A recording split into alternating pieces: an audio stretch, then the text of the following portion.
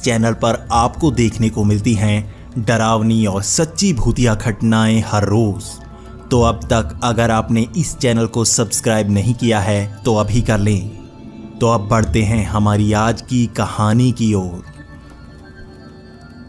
मेरा नाम प्रशांत है और ये मेरे साथ घटी बचपन की एक घटना है। बचपन में हम कोलकाता में रहते थे और हमारा नया घर बनने वाला था। इस समय पर हमें किराए पर कहीं रहना था, तो मेरे पापा ने कहीं दूर एक मकान किराए पर ले लिया। हम अब पुराने और नए दोनों घरों से काफ़ी दूर थे। इस इलाके में हम कभी नहीं आए थे और ये घर हमारे लिए बहुत ही दूर था। पहले मैं आपको बताता हूँ कि मेरे घर में मेरे पापा और मेरी एक छोटी बहन रहती थी। मेरी मम्मी की डेथ बहुत ही पहले हो चुकी थी, इसलिए घर में हम तीनों ही रहते थे। मुझे हमेशा अपनी मम्मी की याद आती थी, लेकिन वो तब गुजर चुकी थी जब मैं बहुत ही छोटा था। लेकिन इस घर में मुझे उसकी कमी भी पूरी होने लगी थी। जब हम इस घर में आए तो यहाँ पर हमें काफ़ी अजीब सी घटनाएं देखने को मिल रही थी। घर में कभी कोई सामान रात को हिलता हुआ नजर आता, कभी कोई सामान गिरने की आवाज़ सुनाई देती। पहले तो हम इससे थोड़ा थोड़ा डरा करते थे, लेकिन पापा कहते कि ये हमारे मन का ही भ्रम है। धीरे धीरे ऐसी ही चीज़ें बढ़ती जा रही थी। पहले तो हमें भी यकीन था कि हो सकता है ये हमारे मन का ही वहम हो, लेकिन ये वहम जैसे धीरे धीरे बढ़ता जा रहा था। अब वो आवाज़ काफ़ी तेज़ आती और जब हम सुबह उठते तो सामान हिला हुआ लगता। पहले तो हम इससे डरते जा रहे थे, लेकिन पता नहीं शायद हम बच्चे थे, इसलिए धीरे धीरे हमारा डर खत्म होता जा रहा था। धीरे धीरे हमें ये पता लग रहा था कि जो भी सामान हिला हुआ होता वो हमें डराने के लिए नहीं, बल्कि जैसे हमारे लिए होता। हम बचपन में भूतों की कहानियाँ सुना करते थे, लेकिन शायद ये भूत बड़ा ही अजीब था।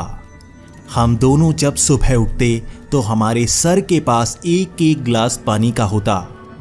हम दोनों हैरान होते कि इसे यहाँ पर कौन रखता है, लेकिन हम इस पानी को सुबह सुबह नहीं पीते और इसे बाथरूम में बहा देते। हमें लगता था कि ये गिलास पापा यहाँ पर रखते हैं, लेकिन धीरे धीरे हमारा ये भ्रम भी टूटना शुरू हो गया। ये पानी का गिलास पापा नहीं रखा करते थे, बल्कि सुबह पापा ये कहते कि तुम ये गिलास पानी का यहाँ क्यों रखते हो, इसे रखने की जगह तो कहीं और बनाई गई है। ऊपर देखो स्टैंड, वहाँ पर जग रखा है, वहीं पर पानी का गिलास रखा करो। हमने भी पापा से यही कहना शुरू कर दिया कि पापा इसे आप रखते हैं और हमारे साथ मजाक मत कीजिए। लेकिन पापा का गुस्सा देखकर हमें ये पता था कि ये पापा नहीं करते, लेकिन हर रात कोई ना कोई हमारे सर के पास पानी का गिलास रख देता। ये हमारे लिए आम बात हो गई थी। हर रोज़ जब किचन से आवाज़ आती तो ये पानी का गिलास हमारे सर के पास रखा होता। हम इसे कभी नहीं पीते, लेकिन मेरी बहन इससे डरती नहीं बल्कि इससे प्यार करने लगी थी। मेरी बहन कहती थी कि ये पानी का गिलास भी हिलता है, इसी के साथ किचन में आवाज़ आती है। लेकिन इससे ज़्यादा ध्यान देने वाली बात यह है कि एक कुर्सी जो यहाँ पर पहले से थी वो धीरे धीरे हमारे पास आती है। हर रोज़ की बात यही कि वो लकड़ी की कुर्सी धीरे धीरे जैसे हमारे बेड के पास आती है। हमारा बेड ये बड़े से हॉल के एक कॉर्नर में लगा था। दूसरे कमरे में पापा सोया करते थे।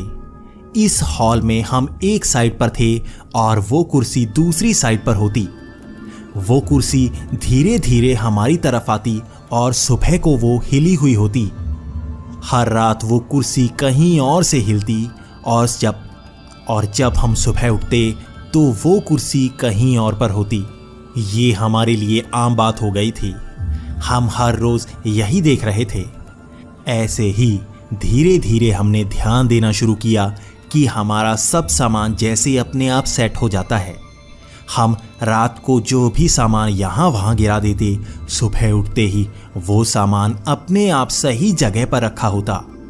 हमें पता है कि ये पापा नहीं करते थे।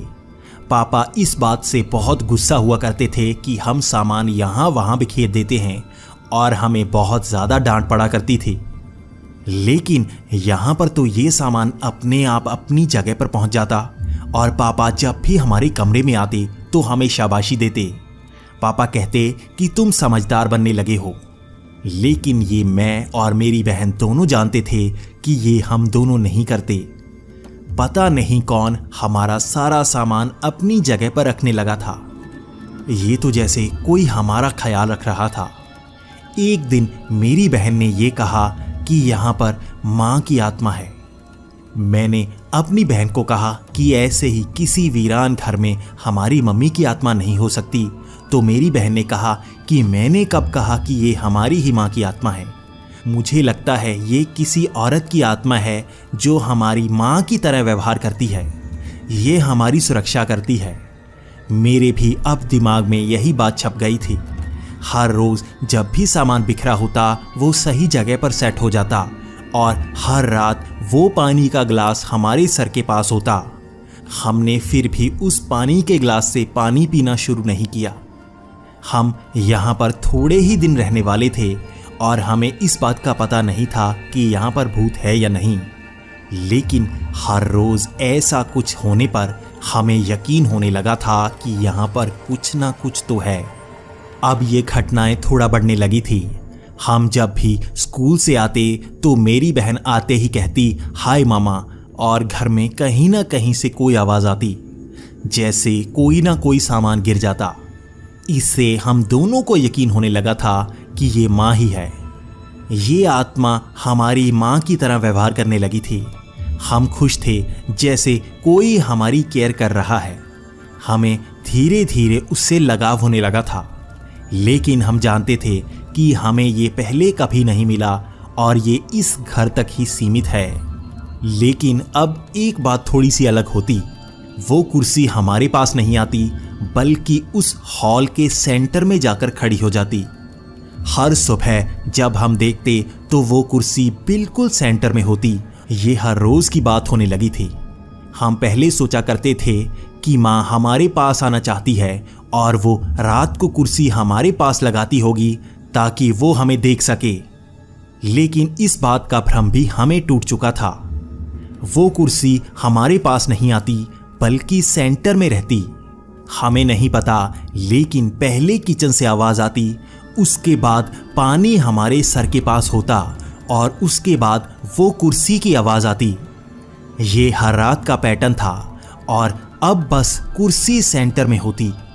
हमें नहीं पता था कि ये कैसा पैटर्न है, लेकिन हम इसे हर रात महसूस करते।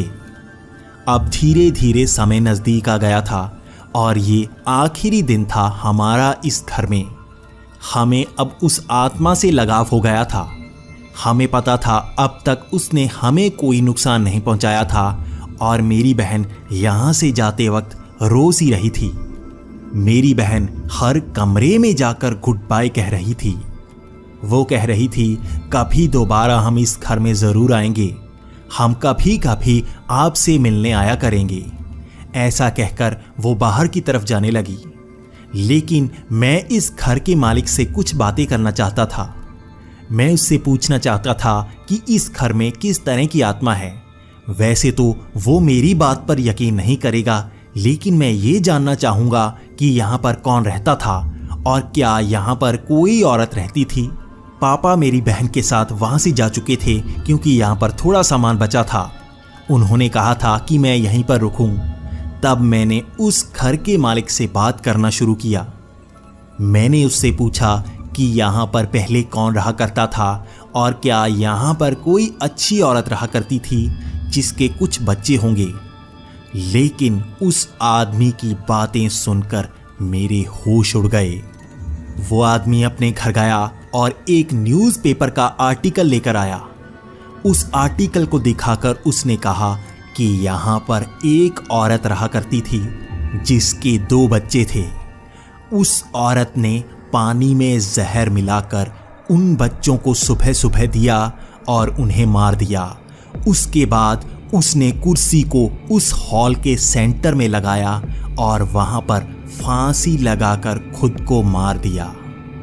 कई लोगों का कहना है यहाँ पर वो आत्मा आज भी रहती है और कई लोगों का कहना है कि वो बच्चों को मारने की कोशिश करती है।